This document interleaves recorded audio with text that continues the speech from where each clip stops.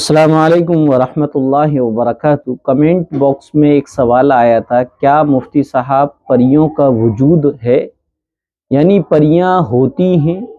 اگر ہوتی ہیں تو کہاں پر ہوتی ہیں؟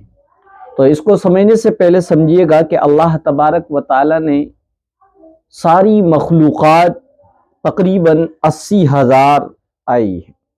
ایک روایت یہ ہے کہ 18,000 مخلوق کو اللہ تبارک و تعالی نے پیدا فرمایا، ایک روایت میں 40,000 کی ہے۔ بہرحال یہ 18,000 یا 80,000 مخلوقات میں سے 40,000 مخلوق خشکی میں ہیں اور 40,000 مخلوق تری میں ہیں، پانی کے علاقے میں ہیں جہاں پانی ہوتا ہے۔ یعنی 40,000 پانی میں ہیں اور 40,000 خشکی میں۔ ان 80,000 مخلوق میں اللہ تبارک و تعالی نے جو اہم مخلوق بنائی ہیں وہ 3 ہیں: خاکی، نوری، ناری۔ خاکی مخلوق میں انسان آتا ہے، کیونکہ انسان کی اصل آدم علیہ السلام کو اللہ تعالیٰ نے مٹی سے پیدا کیا۔ اسی طریقے نوری مخلوق میں فرشتے آتے ہیں اور ناری مخلوق میں شیاطین اور جنات آتے ہیں۔ لہذا ان کے تینوں درجوں پر اللہ تعالیٰ نے پردے رکھے ہیں۔ ناری مخلوق جو ہے وہ انسان کو دیکھ سکتی ہے، لیکن انسان ناری مخلوق یعنی جنات اور شیاطین کو نہیں دیکھ سکتا۔ اور نوری مخلوق یعنی فرشتے جو ہے انسان کو بھی دیکھ سکتے ہیں، جنات کو بھی دیکھ سکتے ہیں، اور انسان اور جنات دونوں ہی فرشتے یعنی جو نوری مخلوق ہے اس کو نہیں دیکھ سکتے۔ فرشتے جو ہیں، جو نوری مخلوق ہیں، ان کی غذا کچھ نہیں، وہ ہماری طریقے سے کھاتے پیتے نہیں ہیں، بلکہ ان کی غذائی اللہ رب العزت کی تسبیح و تحمید ان کی غذا ہے۔ ان میں میل اور فیمیل نہیں، ان میں اولادوں اور نسل کا جاری کرنے کا سلسلہ نہیں ہے۔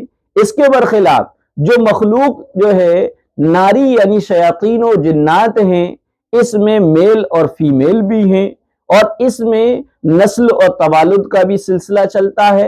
اس میں نیک اور صالح بھی ہیں، اس میں صحیح عقیدے اور برے عقیدے کے بھی ہیں۔ اسی طریقے سے انسانوں میں بھی میل اور فیمیل ہیں۔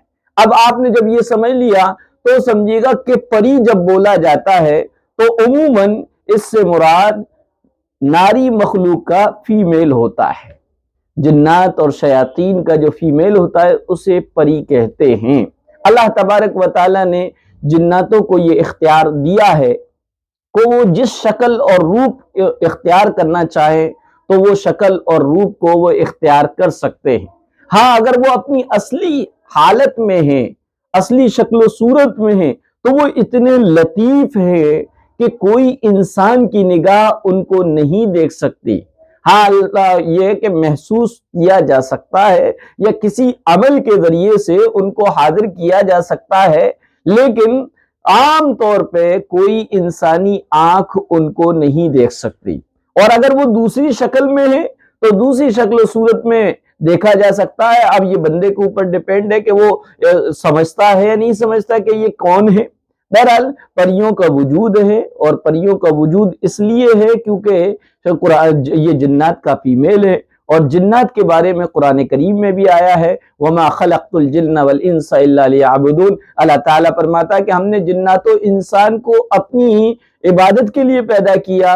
بذات خود قرآن کریم میں سورہ جن کے نام سے ایک سورت بھی ہے، اور اللہ کے رسول صلی اللہ علیہ وسلم کے پاس جناتوں کی ایک جماعت حاضر ہوئی، اور انہوں نے اللہ کے رسول کی دعوت پر لبیک کہہ کر کلمہ پڑھا، وہ مومن بھی ہوئے۔ تو پتہ چلا کہ جو جنات ہیں، جو نوری اور ناری مخلوق ہے، یعنی کہ فرشتے اور جنات، اور جناتوں میں جو فیمیل ہے اس کو پری کہتے ہیں۔ البتہ پریوں کا وہ تصور، وہ شکل و صورت جو ہمارے ذہن و دماغ میں ہوتی ہے، جس کو ہم نے سیریل سے یا کہانیوں سے یا ناولوں سے یا موویوں سے اپنے ذہن میں وہ تصور بنا لیا ہے، وہ تصور لازمی اور ضروری نہیں ہے۔ اسی طریقے سے ہم یہ سمجھتے ہیں کہ پریاں جو چاہتی ہیں وہ کر سکتی ہیں، ان کے پاس میجک بینڈ ہوتے ہیں، وہ جہاں چاہے جو اس سے روپیہ پیسہ مال و دولت دھن دولت نکال سکتی ہیں، کسی کو بھی کام بنا سکتی ہیں۔ تو یہ تصور بالکل غلط ہے، کیونکہ یہ تمام تصورات اللہ رب العزت کے لیے زیبا دیتے ہیں، کیونکہ اللہ رب العزت ان اللہ علی کل شیء قدیر، ہر چیز پر قادر ہے۔ وہ جب جس کو چاہے غنی کر دے اور جس کو چاہے فقیر کر دے، اور جس کو چاہے بیمار کر دے، اور جس صحت مند کو چاہے اس کو بیمار کر دے، اور جس بیمار کو چاہے اس کو صحت مند کر دے۔ لہذا پریوں کا وجود ہے۔ جو لوگ پریوں کا انکار کرتے ہیں ان کا منشا یہ کہ اس شکل و صورت کے ساتھ جو ہم نے سوچ رکھی ہے اس کے ساتھ نہیں۔ ہاں البتہ یہ ہے کہ جناتوں کا فیمیل ہے، اس لیے ان کو پریاں کہتے ہیں، اور اس میں جو برے ہیں ان کو چڑیل بھوتنی وغیرہ کہتے ہیں۔